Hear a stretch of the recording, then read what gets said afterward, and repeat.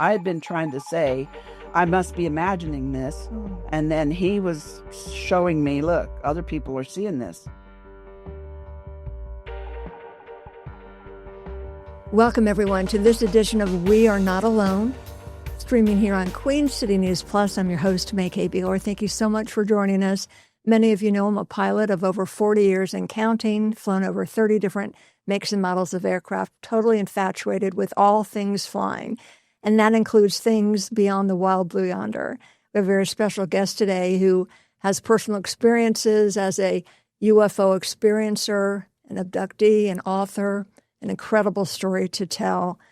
Please, we're going to welcome in Deborah Jordan Cobble. And Deborah, thank you so much for joining us. I cannot wait to hear your story. Well, thank you for having me. I appreciate it. I'm going to read a little bit about your background before we get started. So, Deborah, you were the central figure, Kathy Davis, and Bud Hopkins' international bestseller, Intruders, The Incredible Visitations at Copley Woods. Now, in 1992, Hopkins' book was made into a CBS miniseries of the same name, so you were kind of a TV star of sorts. In 1994, Deborah, you co-authored with your sister Kathy, Abducted, the story of the intruders continues. And in August 2021, your second book, Extraordinary Contact, Life Beyond Intruders, was published, and it is available on Amazon. You've done a lot, Deborah, co-founded your own paranormal group, Paranormal Underground. You're a co-host of Voices of Contact. You co-administrate the Searo Midwest Experiencer Facebook page. And this I find interesting. You spend most of your time behind the scenes helping other witnesses cope. You're a retired auto industry worker, Red Cross volunteer, member of Mensa, great-grandmother with a remarkable story to tell, joining us now from Indiana. Do you ever get tired of talking about your experiences, Deborah? No, I'm just grateful that I've been telling people about it for 42 years, and I'm just grateful when anybody wants to listen. Well, we definitely want to listen. You know, I can't help but wonder, are certain people chosen to be abductees? Is it something you manifested or you attracted, or is it just totally random? Let's just start with where your story started. What happened and when? Well, for my case in particular, the question you asked, I think that it has something to do with the family that I got born into. I certainly didn't go looking for it. I've had a couple unusual things happen to me previously to June 30, 1983, once when I was a child, and then again a couple of times when I was a teenager. But the June 30, 1983 incident that Bud Hopkins wrote about in Intruders, that was like a turning point in my life, and that was like the biggest thing that happened to me. And that it left marks in the yard that lasted for a few years and snow melted off of. We had independent witnesses. There was a neighbor next to us and a neighbor across the road from us who witnessed things that night. My mother was also there that night, and she saw her own ball of white light there, which is what led her to call me back home.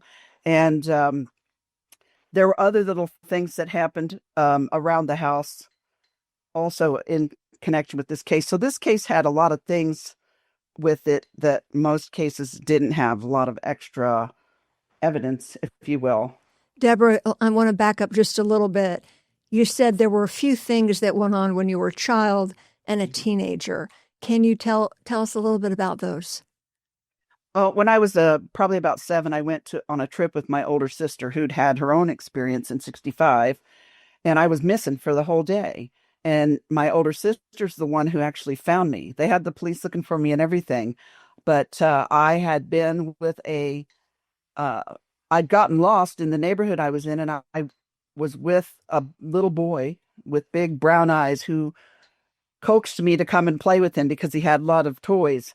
And I went into a house that I thought was a normal house, and it wasn't, I don't think. And when something happened to me in the playroom with one of the toys that hurt my leg, I got scared and tried to leave. And when I was at the door, trying to run out the door, I thought this kid's mother came out from somewhere and said, "Why is she here?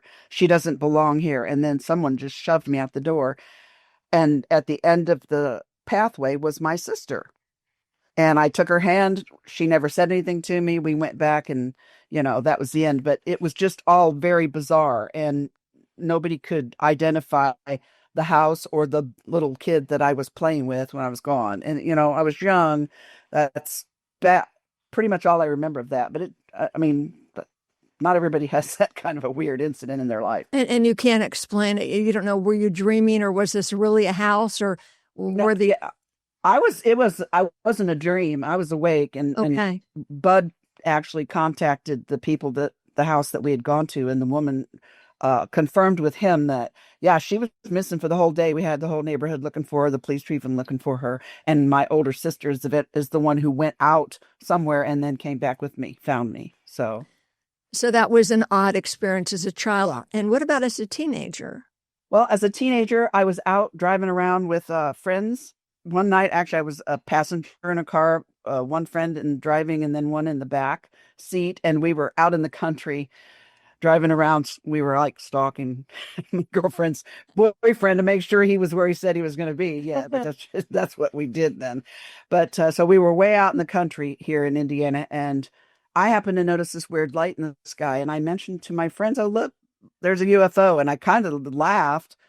Uh, and we were watching it. The girl in the back seat really kind of flipped out. I didn't know her very well. And when I said that, she got really upset and said, "Don't say that, don't say that." And she Hmm. got down in the back seat of the car. That was all kind of Hmm. strange. And then the next memory I had with them is that we're on the side of the road. And the car was enveloped in this like black smoky mist, and something was pulling me out of the car by my legs, but I couldn't see Oh anything. my gosh. And then subsequent memories from that evening, I was in a like a hospital like setting, and I was being given some kind of a physical exam, and I was not happy about it, and I was combative and screaming. And then the next thing I remember, we're back in the car again, and it's almost daylight. And I remember my friend who was driving looked at me, and I said, "Oh my God, it's almost daylight. We got to hurry up and get back to your house before your parents get up for work, or we're going to get busted for being out all night." And she looked at me and said, "Well, I guess time flies when you're having fun." And then she kind of rolled her eyes. Years later, when Bud and I spoke, when I told him about this incident, we actually contacted the gal that was driving. I hadn't talked to her in 10 years. She agreed to talk to him. And when he asked her about this night, her first question to him was, "Well, did you want to know about the light in the sky or the light on the ground?" I didn't even remember the light being on the ground. I remembered being Mm. on the side of the road. She remembered more than I did. Mm. But at the end of the day, when Bud asked her if she wanted to pursue this farther, and maybe try to remember more, she said, "No, I'm good. I don't want to remember anymore." So, Were they taken up also, or was it just you that was taken up to this exam room or whatever? um, as far as I know, it was just me, but because she didn't want to She didn't want to further, talk about it. no, So, Okay. and I'm not about to push anyone, and Bud wouldn't either. So, And how old were you at that time, Deborah? I was 16. Wow, that's young. Did Mhm. you tell your parents about it? Were you freaked out? No, because I didn't want to get in trouble for being out Oh, all night long in a car riding around. that's what you get, girl. No, no. That's what you get. All right. Um, okay. So let's talk about the abduction or the formal one where something landed in your backyard. Can you fill us in on the details? I was a single parent. I had moved back home with my mom and dad recently to that, because I had two little kids, like through 3 and 4 year old boys, and I was trying to get my life back together and be able to, take care of them.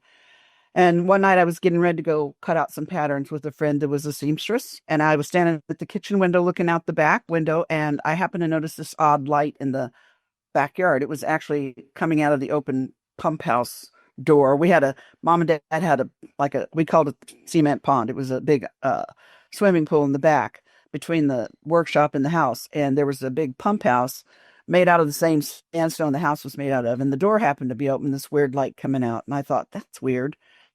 So I mentioned it to my mother, and she didn't seem concerned about it. She said, "Don't worry about it. Your dad will be home, and he can check it out when he gets home. He'll shut it." Like, Hmm. okay. So I got ready to leave, but I still couldn't get it out of my head. So I decided to go ahead and drive around and have a look just to make sure I wasn't thinking about aliens or any weird stuff like that. I was thinking about burglars. Of course. So I didn't see anything, but I did note that the garage door was open. The garage that was attached to the house, that pedestrian door was open, and I knew it shouldn't be. So it took like 2 minutes to get to my friend's house, and I called mom as soon as I got there, and I said, "Hey, the pedestrian door is open. It's a garage." And she said, "Again, don't worry about it. Your dad will take care of it when he gets home." He was working second shift, so he'd be home in like 11 or so. I said, "Okay, if you're sure." I hung the phone up, and she called right back, and she says, "I want you to come home right now." And I thought, well, that's weird. She doesn't do this. And Hmm. she sounded kind of scared. So I went home. I went out, looked around all the back again, which was weird that I even went out there because I wasn't particularly brave, but I did. I went out looking for a burglar, and I had picked up a gun that I knew was not a loaded, but I Hmm. figured they didn't know. My dad had a shotgun next to the trash compactor. So I'm out there walking around completely out of my element. I don't see anything by the workshop.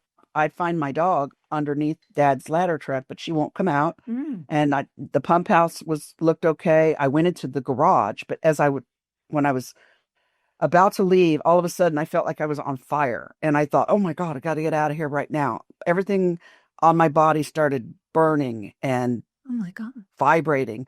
So I got to the open door, and something hit me in the chest, right in here, like a fist of light.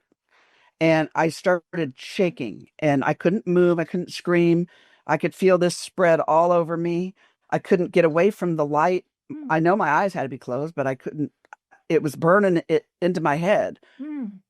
And I heard a voice say, it was unfortunate that I had felt pain. Wow. And I have no idea what condition. I don't know how long I was like that. The vibrating got so bad it felt like I was literally coming apart molecule by molecule.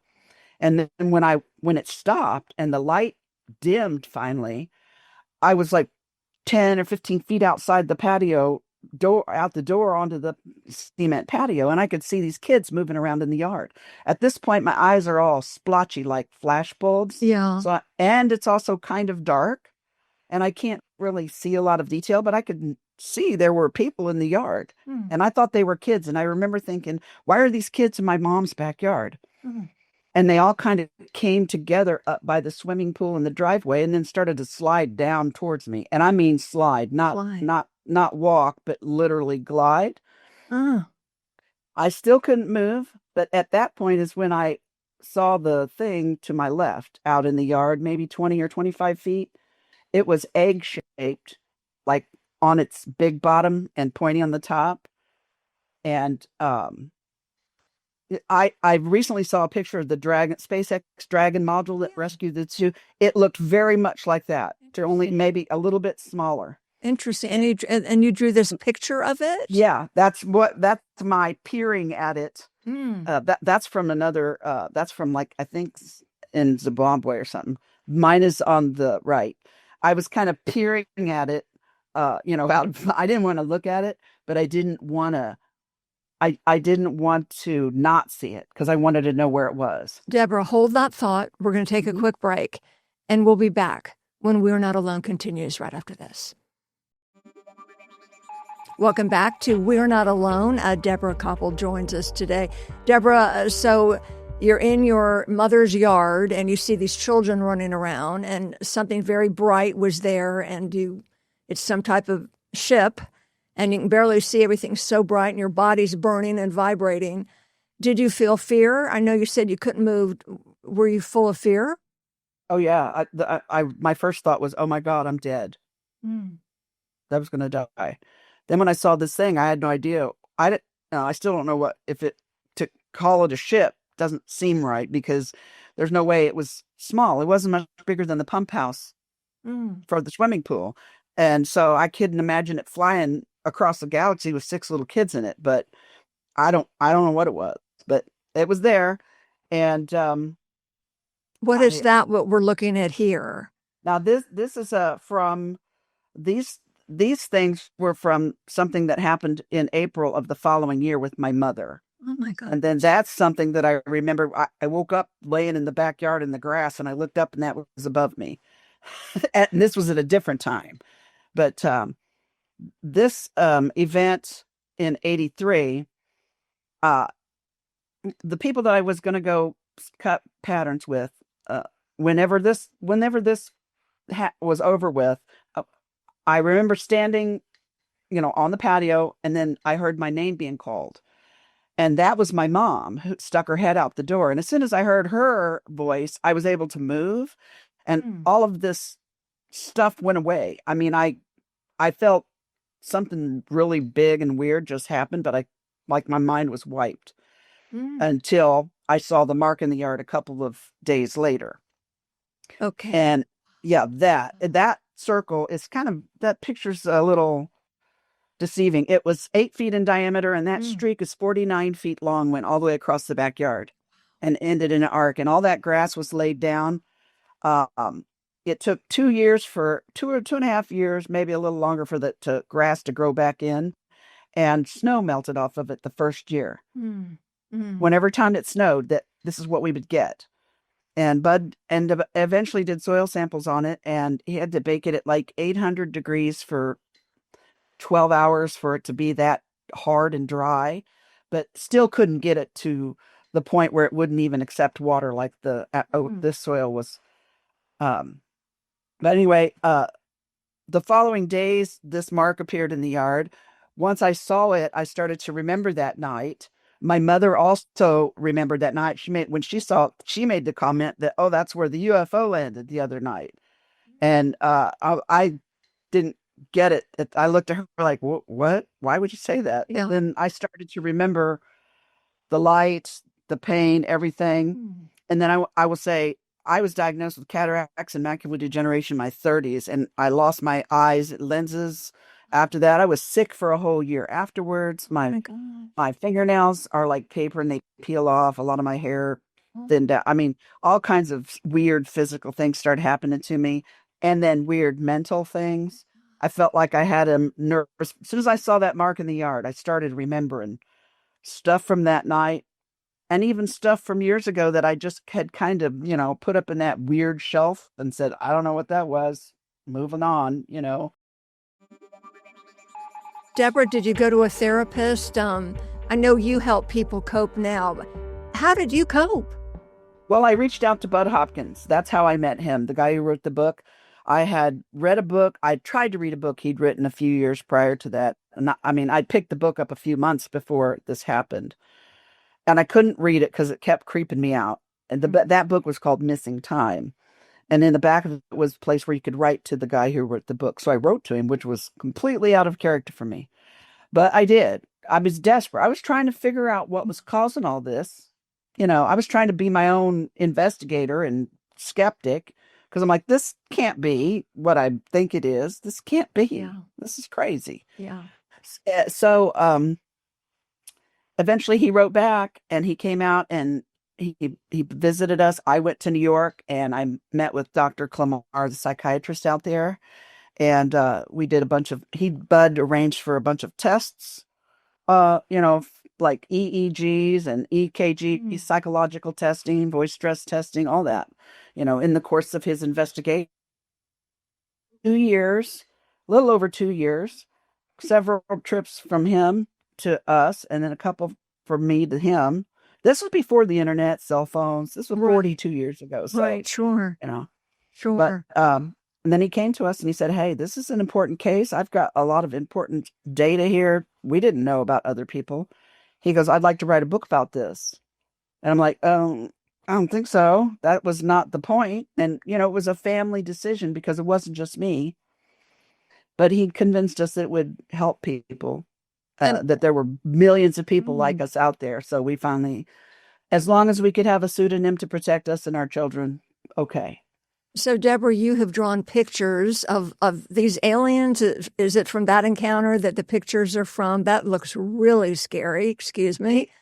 Um, That drawing was originally done. Now that's not even mine. That's somebody in North Carolina. okay. Okay. That's not yours. Does that look No. like what you saw, though? Yeah, but Bud actually showed me that picture after Okay. I drew that for him. He showed me that picture because he thought it would make me feel better that other people had seen the Okay. same thing, but it didn't. It made me throw up because I had been trying to say, I must be imagining this. Oh. And then he was showing me, look, other people are seeing this.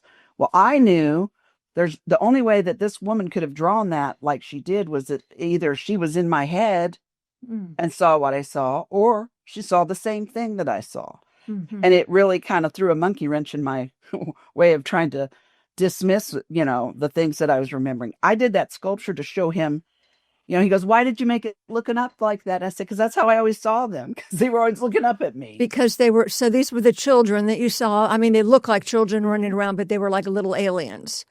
Hmm.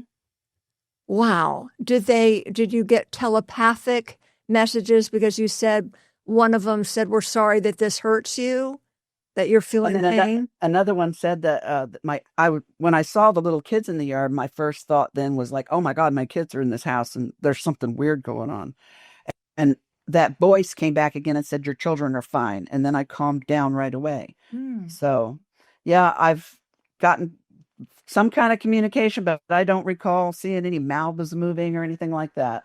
Do you know where they came from? Did they give you any message or information or any feeling that you can share with the rest of us? I don't know where they came from or who they are or what they call themselves. I don't, and the things that I've gotten over the years have just been like answers to questions that I posed in my head when I went to sleep and woke up the next day and had the answers. And I wrote them down. Things like sound is used for moving big things, for healing. Sound is very important. Vibration is very important. Light is used for healing and nutrition and, weird stuff like that. And that something inside of me has changed from that June 30 '83 to now where I see the earth in a different way and human beings in a different way. What do people need to be afraid? Because this is creepy. And how we got to wrap things up, but how do you help others cope? What message do you have for others? And those of us who have not had these experiences, what should we learn from this? Well, in 40 some years, and I've been meeting people like me, and I've met thousands, maybe now.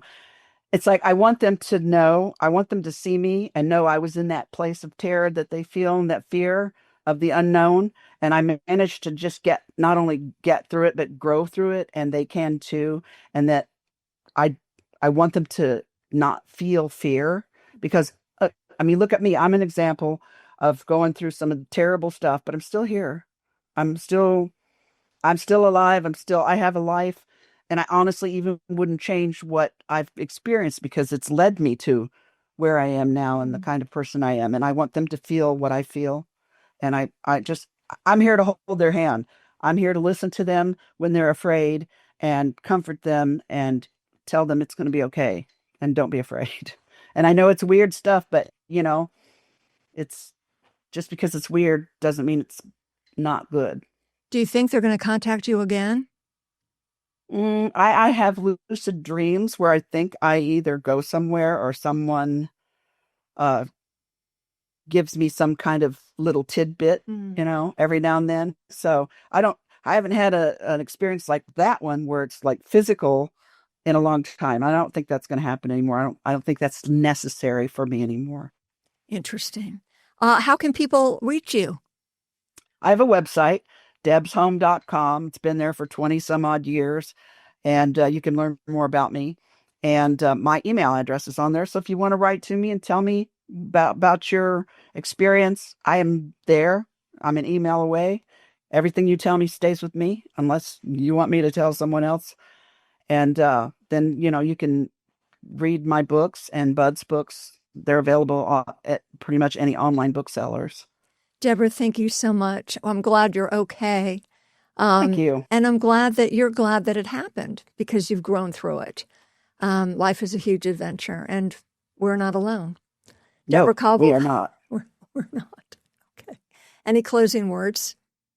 No, just thank you for listening. Keep an open mind, and keep your eyes to the skies, because you're gonna see something. You will see something. I promise you. All right, Deborah. Thank you so much, and thank all of you. We thank you for joining us on this edition of We Are Not Alone, streaming on Queen City News Plus.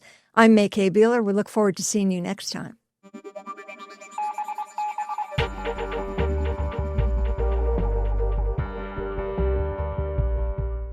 Queen City News Plus. Just search Queen City News on your smart TV's app store.